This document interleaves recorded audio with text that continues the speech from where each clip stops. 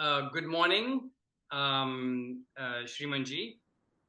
This is going to be our, I think, first recording in the bunch of recordings to come. Right, we're going to be talking about very important topics about dharma, about siddha yogam, etc. So today's main topic is going to be around dharma and dharmic principles. Again, I want to welcome Siddha Yogi Shriman ji Adi Narayanan, Gurudev. Namaskarams to you. Om Namah Shivaya. Om Namah Shivaya. Very happy to be here. Thank you, Sridharji, for having this conversation. I'm looking forward to it. Appreciate your time. Yeah, looking forward to the conversation here as well. So with your blessings, can we just jump into the conversation? And Yes, let's do. Okay. I want to start with the big question of again, when we talk about dharma, I believe we are talking about dharmic principles, right? Which are the pillars of dharma. Could you just brief on what are those dharmic principles? So when we say dharma,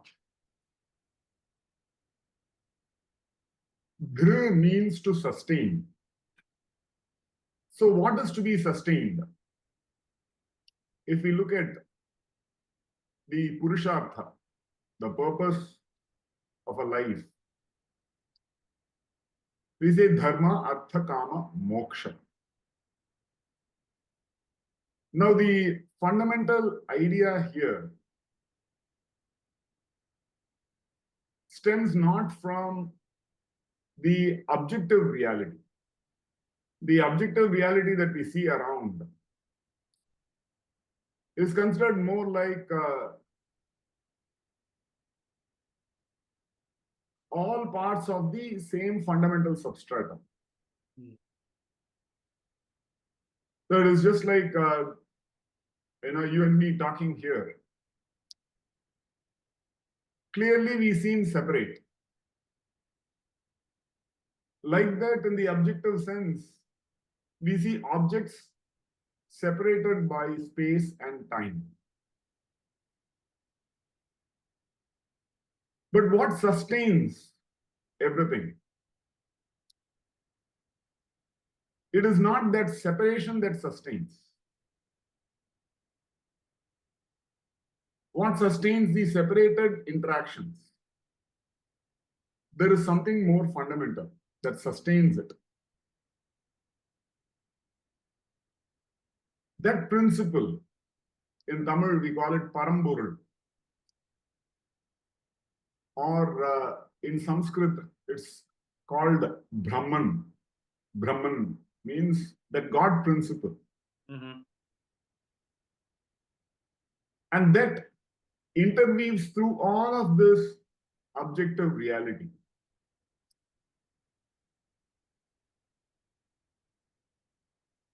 So, in reference to that, when we say dharma,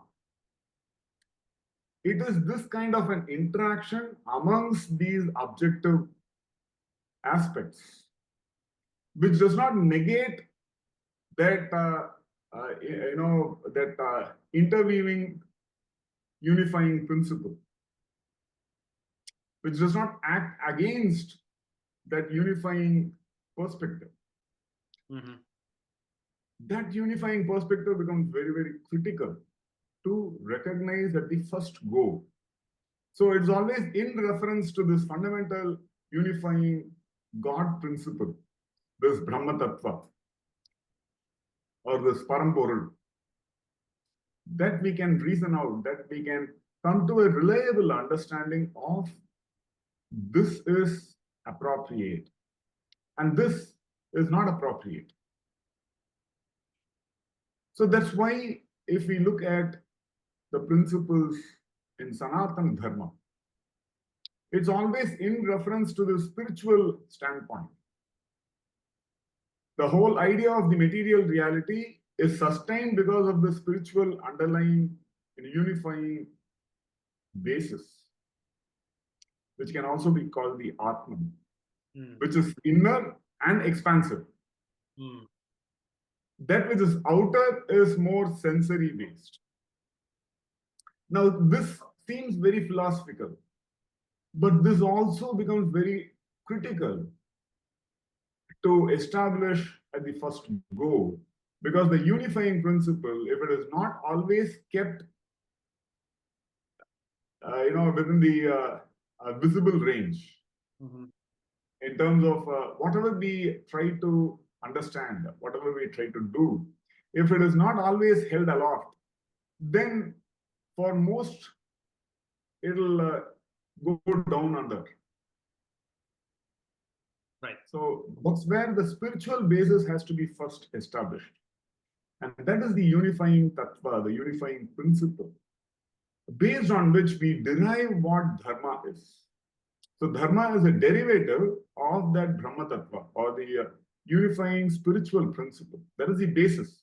And that has to be very clearly established.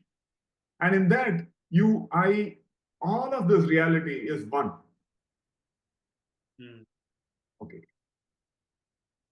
So that when we say then we are emerging from that same reality, it is like an ocean.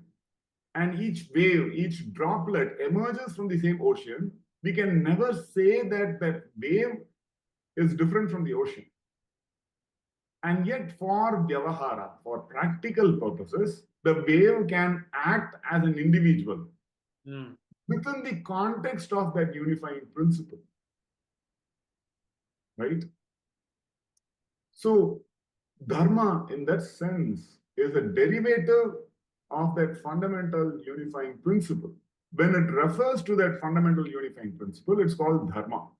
That which leads us away from that fundamental unifying principle, it's called Adharma.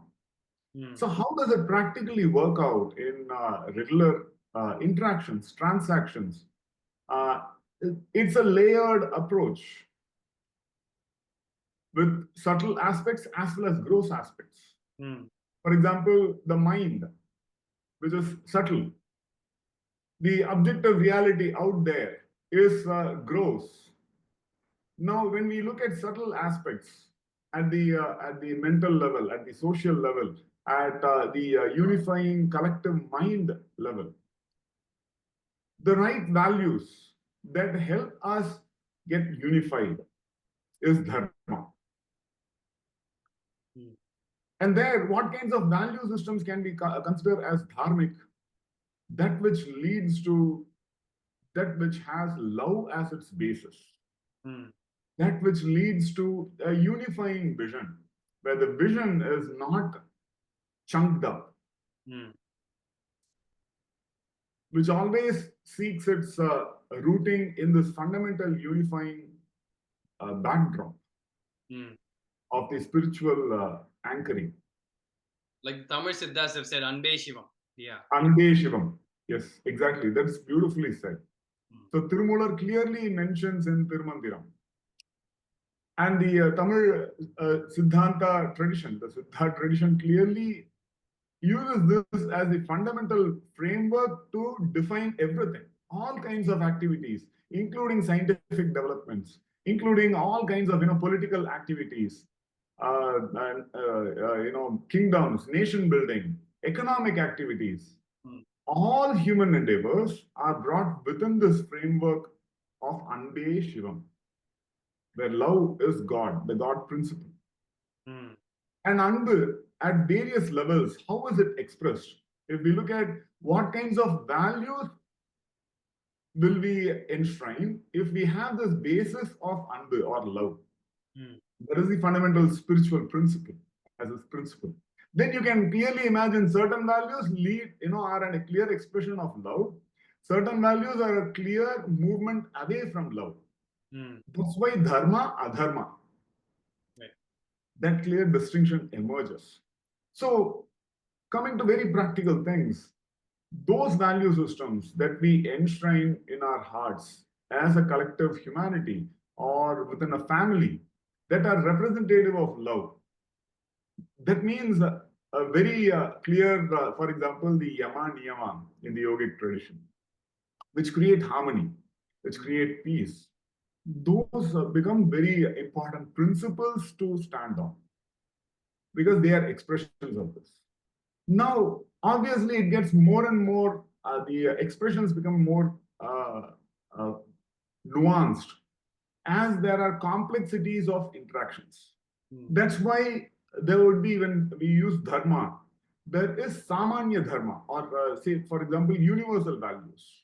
Then there would be expedient values, values for specific domains, domain-based value systems. For example, political dharma.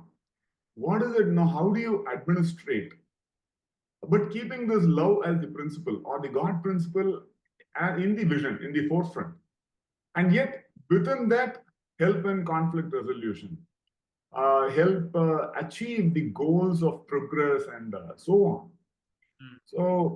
So then there are expedient values that emerge from these underlying deeper value systems. Like that, there are emerging principles, just as a wave emerges from the same ocean because of various parameters like turbulence, and all of this.